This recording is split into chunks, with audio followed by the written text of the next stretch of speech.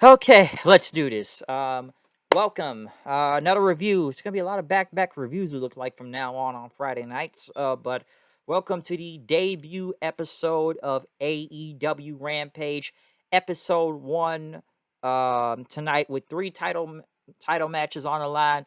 What is going to happen on this debut episode? Of course, on the commentary table we have a four-man team, which I think is too many people though. But we have Excalibur, Chris Jericho, Mark Henry, and Taz on commentary. I do believe it's crowded on there and it's too many people. I feel like Jericho's going to overtalk all these guys in general. But this was still, I don't know. I thought they did okay, but it's still too many people on the table. Okay, I wanted to try to give it a chance, but I've seen four-man commentary tables before. And yeah, it's been on any show, WWE or whatnot. I don't want to hear the whole, well, it's different from there. You don't know how it is. It's too many people on commentary, okay? And I can tell you Jericho's going to start out talking all these guys, okay? All of them. But we do kick it off with the Impact World title on the line. Kenny Omega versus Christian Cage. Christian did challenge him on last Wednesday on Dynamite, and even last night on Impact. Christian about to bring the Impact World title back to Impact itself. And I got a lot to say about this, okay? Brian Hebner was the referee. I did like this match. I did. The crowd was into it. They challenged chanted AEW and whatnot. It was very enjoyable. Okay.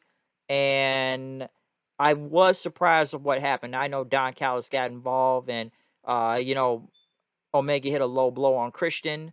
The Bucks came out and threw in a chair, but Christian hit the kill switch on Omega and basically won the Impact World title. A good match that went almost about what 15-20 minutes out there. So yes, Christian did hold up, both TNA and Impact World titles since those titles are combined. Scott D'Amore and the Jurassic Express even came out and celebrated. Now, I have a lot to say about this because, you know, when he said this on Impact last night, I didn't almost believe he was really going to win the title. Okay.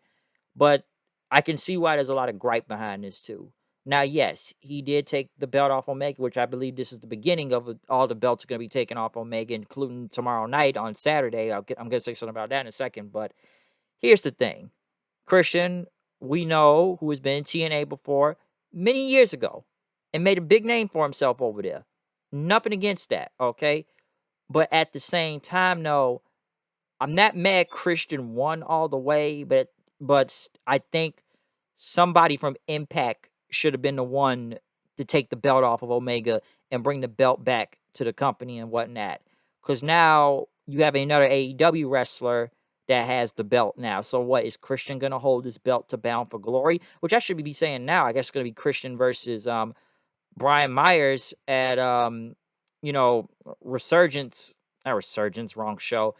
Emergence. Is it Emergence? Emergence coming up soon. I know that. On one of the plus shows. I think that's next week. But here's the thing. Like I said, Christian win the title, I'm not mad at. But I do believe somebody from Impact should have won the world title. Because it almost, in a way, I can see why some people believe it is a slap in the face. Because, it's like telling you that nobody from Impact was good enough to beat Kenny Omega, but Christian was.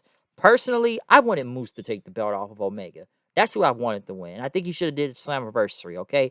If Moose couldn't get the job done, I actually thought Sammy Callahan was going to win Slammiversary, okay?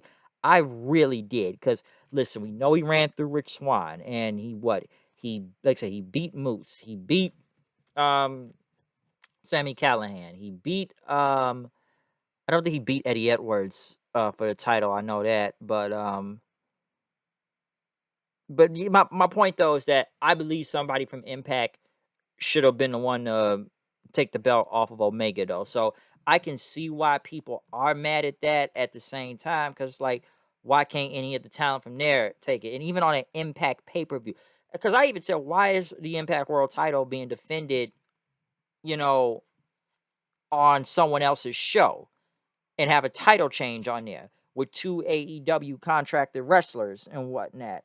So I can see why, you know, a lot of people had problems with this. And I had my little gripe up in myself too. So it's almost like, hey, you're letting a guy that used to be in TNA or in other companies also and, WWE and whatnot, and even AEW now at this point be the one to take the belt off. So it's I don't know. It's a pretty messed up situation and whatnot, if I would say. But I still think it should have been Moose. I really believe Moose should take the belt off of Omega. So it was a cool moment. I'm not mad at that. The crowd popped for Christian, and it's good to see Christian back in Impact in general by next week. I'm cool with that. But I think in Impact, somebody from Impact should have been the one to take the belt off Omega. I really, really believe that. Anybody from there, they could. I would have been. I wouldn't have been mad if Eddie Edwards would have gotten the job done. I wouldn't have been mad at that. Somebody, Eric Young. Who else is a main eventer down there? Hell, even Ace Austin. Like, it's many people I could name. That if Impact's got a very good talent roster, so a lot of those guys could have took that belt off of Omega. So I'm just a little. I'm iffy on it. And, Christian celebrated backstage and Mark Henry interviewing. I don't know why they got Orange Cassidy sitting in the back there for chilling. But, he said the start was beating Omega. Now he's going to get the world title at All Out.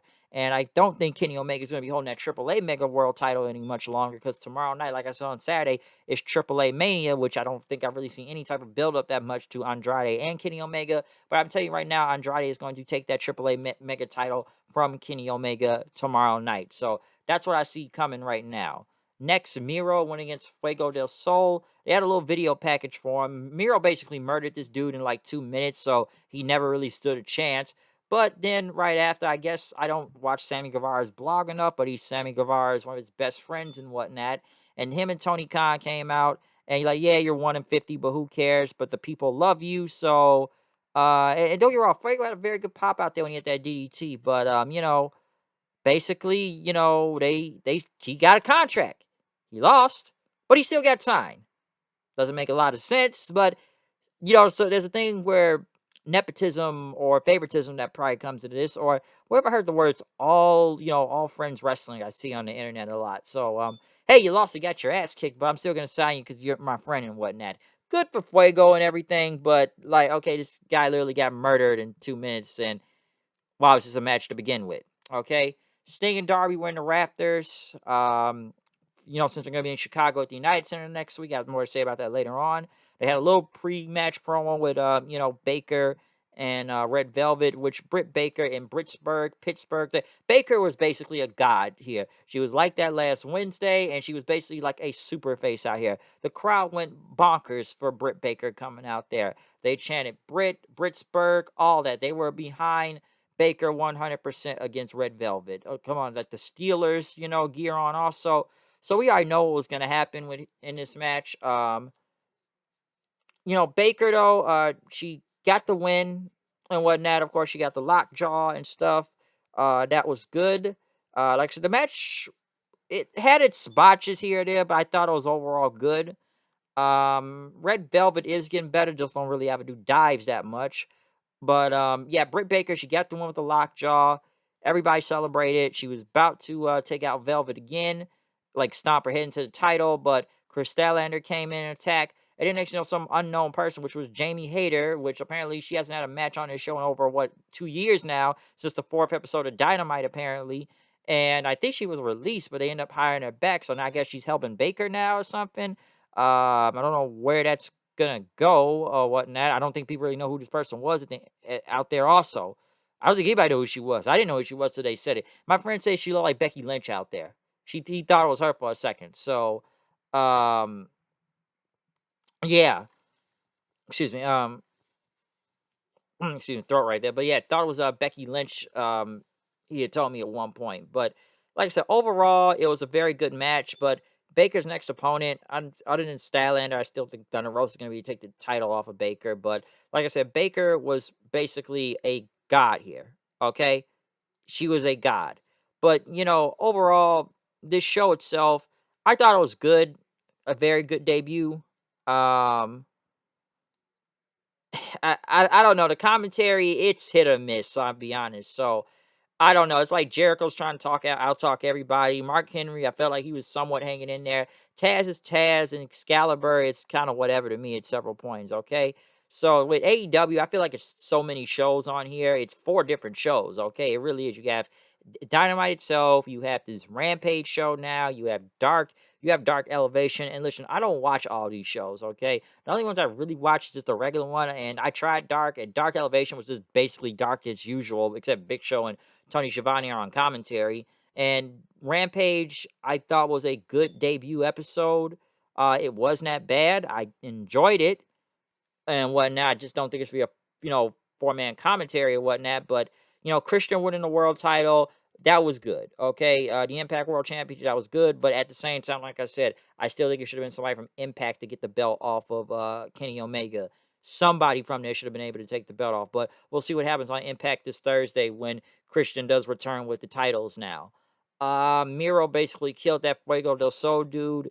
Baker and Red Velvet was good. The crowd was the biggest reaction of the night, though, because, like I said, it's Baker's hometown, so they went bonkers for Baker. Jamie Hayter coming out there. I don't think a lot of people knew who she was. It took me a second to figure out who she was for a second, too. So I thought the posting was okay and whatnot, but yeah, Baker was a god here.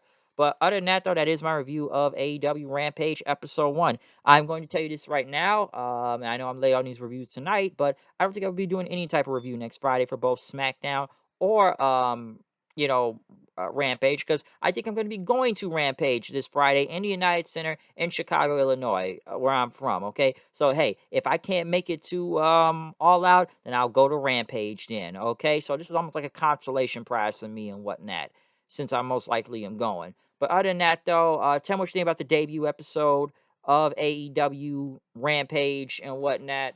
And did you like it? Did you like the title changes? What do you really have to say about Christian becoming a champion, that anybody else from Impact taking the world title off of him and having Christian take the belt off of him? Tell me what you think about that. But other than that, I'm out of here. See you guys later. Peace. I guess I say Christian is now a two-time TNA champion and whatnot, because he was the TNA champion many years ago, NWA TNA, but I think he's like what, a 2-3 time champion now. That's where he won his first world title. I know that. So yeah. Other than that, I'm out of here. See you guys later. Peace. Comment, subscribe. You already know how this goes. Hood Night 890. I'm out of here. See you then.